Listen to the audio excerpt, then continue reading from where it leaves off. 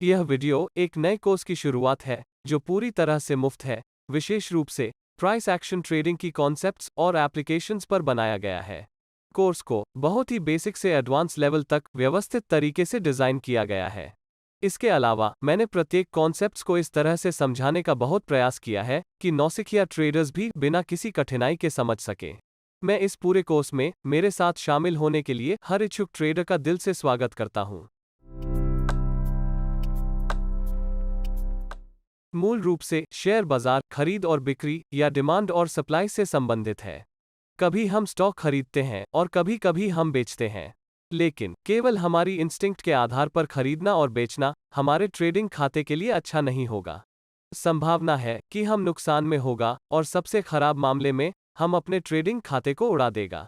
यही कारण है कि लगभग सभी ट्रेडर्स लाभदायक बने रहने के लिए बाजार में अपना एज खोजने की कोशिश करते हैं।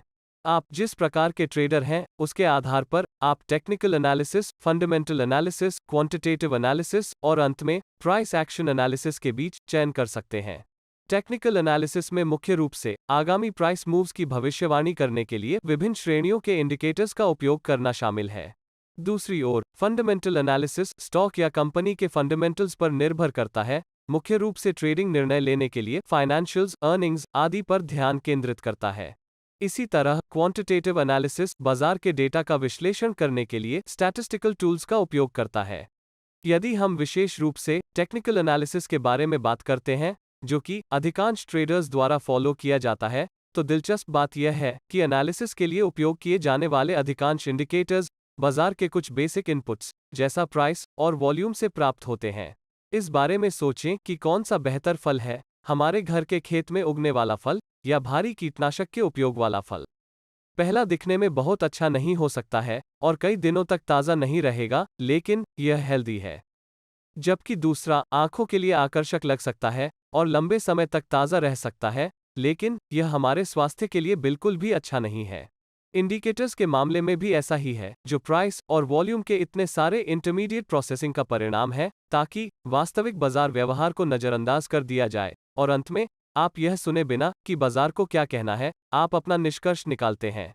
मैं यह नहीं कह रहा हूं कि टेक्निकल एनालिसिस अच्छा नहीं है या सभी इंडिकेटर्स बेकार हैं।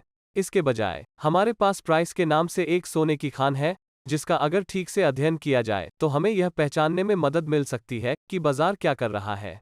प्राइस और उसके व्यवहार के इस अध्ययन को प्राइस एक्शन के रूप में जाना जाता है। इंडिकेटर्स, फंडामेंटल्स या एल्गोरिदम्स के विपरीत प्राइस एक्शन आपको बताती है कि बाजार क्या कर रहा है, न कि वह जो आपको लगता है कि कीमत को करना चाहिए। प्राइस एक्शन मुख्य रूप से रीसेंट और करंट प्राइसेस, मार्केट ट्रेंड और मार्केट स्ट्रक्चर पर केंद्रित है। यह होली ग्रेल नहीं है, न ही परम सफलता का मंत्र। ट्रेडिंग ज्यादातर आपके मनोविज्ञान और इम्प्लीमेंटेशन के बारे में है, न कि किसी एक विशेष रणनीति के बारे में। अधिकांश ट्रेडर्स का लक्ष्य एक ऐसी शैली के माध्यम से ट्रेडिंग लाभ को अधिकतम करना है जो उनके व्यक्तित्व के अनुकूल हो। उस कंपैटिबिलिटी के बिना मेरा मानना है कि लॉन्ग टर्म के लिए प्रॉफिटेबल ट्रेडिंग करना लगभग असंभव है। लेकिन अगर आप प्राइस एक्शन ट्रेडिंग सीखने के लिए अच्छा समय देते हैं, तो आप बहुत सारे इंडिकेटर्स के बिना क्लीन चार्ट्स के साथ ट्रेडिंग करेंगे। आप बेहतर सटीकता के साथ अपनी ट्रेड एंट्रीज और एग्जिट्स को इंगित करने में सक्षम होंगे। इस एपिसोड के लिए बस इतना ही।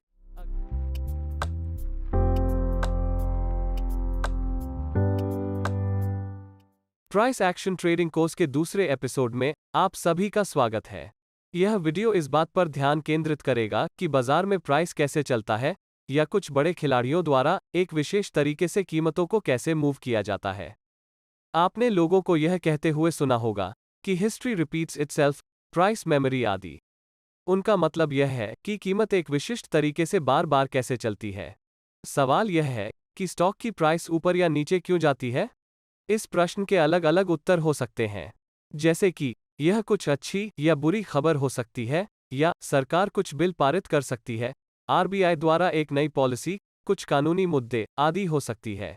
लेकिन इस सब के केंद्र में एक चीज जो बाजार में हलचल मचाती है, वह है कंपनी की अर्निंग्स। भले ही किसी खास स्टॉक से जुड़ी कोई बहुत बुरी खबर सामने आई हो, लेकिन इसका कंपनी की अर्निंग्स पर कोई सीधा असर न हो, तो स्टॉक में कुछ समय के लिए टेम्पररी करेक्शन हो सकता है, लेकिन अंततः यह ठीक हो जाएगा।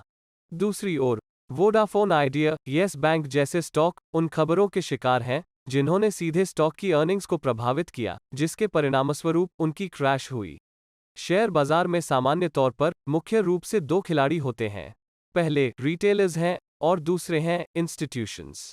बाजारों में 90% या अधिक ट्रेडिंग इंस्टीट्यूशंस द्वारा किया जाता है, जिसका अर्थ है कि बाजार केवल इंस्टीट्यूशंस का एक संग्रह है। इंस्टीट्यूशंस में mutual fund houses, banks, brokerage houses, insurance companies, pension funds, hedge funds आदि शामिल हैं।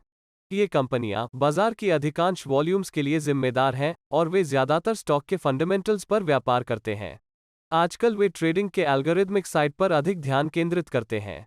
मेरे कहने का मतलब यह है कि इंस्टीट्यूशनल ट्रेडिंग डेली और वीकली चार्ट्स पर बाजार की दिशा को नियंत्रित करता है और बहुत सारे बड़े इंट्राडे प्राइस मूव्स या प्राइस स्विंग्स को इंस्टीट्यूशंस द्वारा नियंत्रित किया जाता है। लगभग ये सभी इंस्टीट्यूशंस लाभदायक हैं। इंस्टीट्यूशंस को आमतौर पर स्मार्ट मनी माना जाता है, जिसका अर्थ है कि वे ट्रेडिंग से भारी मुनाफा कमाने के लिए पर्याप्त हैं और वे हर दिन बड़ी वॉल्यूम्स में ट्रेडिंग करते हैं। कोई भी ट्रेड तब तक नहीं हो सकता जब कोई इंस्टीट्यूशन ट्रेड का एक पक्ष लेने को तैयार न हो और दूसरी इंस्टीट्यूशन दूसरे पक्ष को लेने को तैयार न हो। रिटेलर्स द्वारा किए गए छोटे वॉल्यूम वाले ट्रेड्स तभी हो सकते हैं जब कोई इंस्टीट्यूशन उसी ट्रेड को लेने के लिए तैयार हो। चलो मैं समझाता हूं। यदि आप एक निश्चित प्राइस पर खरीदना चाहते हैं तो बाजार उस कीमत पर नहीं पहुंचेगा जब तक कि एक या अधिक इंस्टीट्यूशंस भी उस कीमत पर खरीदना नहीं चाहते।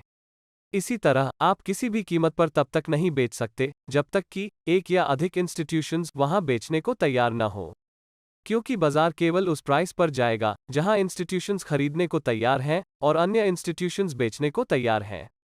अधिकांश व्यक्तिगत ट्रेडर्स या रिटेलर्स के पास बाजार को मूव करने की कोई क्षमता नहीं है।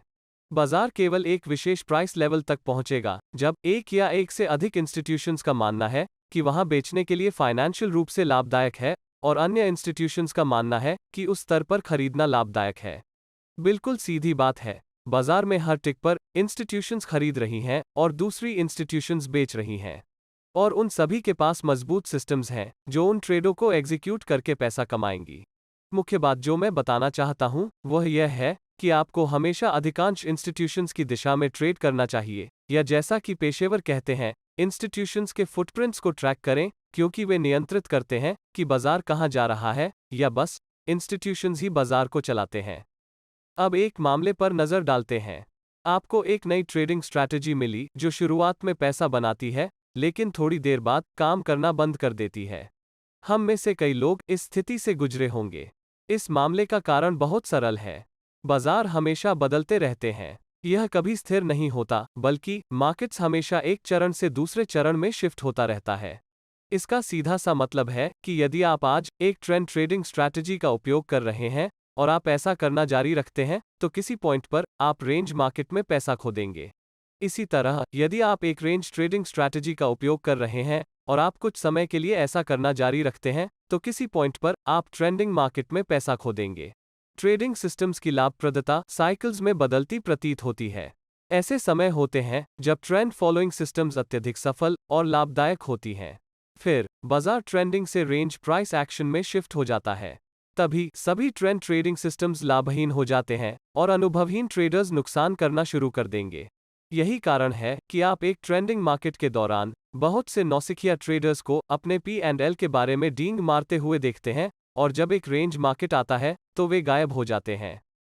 कुल मिलाकर बाजार 3 चरणों में चलता है। पहला अप ट्रेंड या एडवांसिंग फेज है। दूसरा डाउन ट्रेंड या डिक्लाइनिंग फेज है। तीसरा कंसोलिडेशन फेज है। कंसोलिडेशन फेज को आगे 2 भागों में वर्गीकृत किया गया है, एक्यूमुलेशन फेज और डिस्ट्रीब्यूशन फेज। आइए देखें कि बाजार एक चरण से दूसरे चरण में कैसे बदलता है। हम एक्यूमुलेशन फेज के साथ शुरू करेंगे। एक्यूमुलेशन फेज तब होता है जब बड़े इंस्टीट्यूशंस किसी विशेष स्टॉक को खरीदना शुरू करते हैं। ये इंस्टीट्यूशंस भारी मात्रा में धन का सौदा करती हैं, इसलिए उनके ऑर्डर साइज या ऑर्डर क्वांटिटी बहुत बड़ा होने का अनुमान है। जरा सोचिए, अगर वे इतनी बड़ी मात्रा में एक ही ऑर्डर में खरीद लें तो क्या होगा?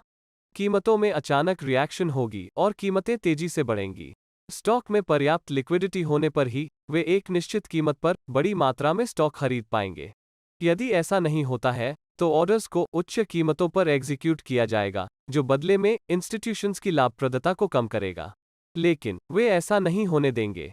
इसलिए बल्क ऑर्डर्स देने के बजाय इंस्टीट्यूशंस छोटे छोटे ऑर्डर्स सावधानी से देते हैं। इसे पोजीशन बिल्डिंग कहते हैं। इससे हम यह निष्कर्ष निकाल सकते हैं कि एक्यूमुलेशन फेज के दौरान इंस्टीट्यूशंस धीरे धीरे और चुपचाप अपनी पोजीशंस का निर्माण कर रहे हैं। एक्यूमुलेशन फेज के दौरान बाजार रेंज बाउंड बने रहते हैं और ट्रेंड ट्रेडर्स को नुकसान का सामना करना पड़ता है यदि वे अचानक से एडजस्ट नहीं करते हैं तो। अब सवाल यह है कि आप एक्यूमुलेशन फेज की पहचान कैसे करेंगे? आमतौर पर एक्यूमुलेशन फेज कीमत गिरने के बाद होता है या बस यह डाउन ट्रेंड के बाद होता है। एक्यूमुलेशन फेज को ऐसे क्षेत्र के रूप में भी देखा जा सकता है जहां वॉलेटिलिटी कम है या बुल्स और बेयर्स के बीच इंटरेस्ट की कमी है। आइए अब आप ट्रेंड या एडवांसिंग फेज को समझते हैं। अप ट्रेंड आमतौर पर तब होता है जब कीमत एक्यूमुलेशन फेज से बाहर ब्रेकआउट हो जाती है। अब हम सीखेंगे कि अप ट्रेंड के दौरान क्या होता है। पोजीशन बिल्डिंग के बाद इंस्टीट्यूशंस बाजार को ऊपर ले जाती हैं। इस दौरान बाजार में बुलिश का सेंटिमेंट है। ये इंस्टीट्यूशंस जल्द ही अपने पोजीशंस को क्लोज नहीं करेंगे और न ही अपना प्रॉफिट्स बुक करेंगे। इसका यह मतलब है कि एक अप ट्रेंड महीनों से लेकर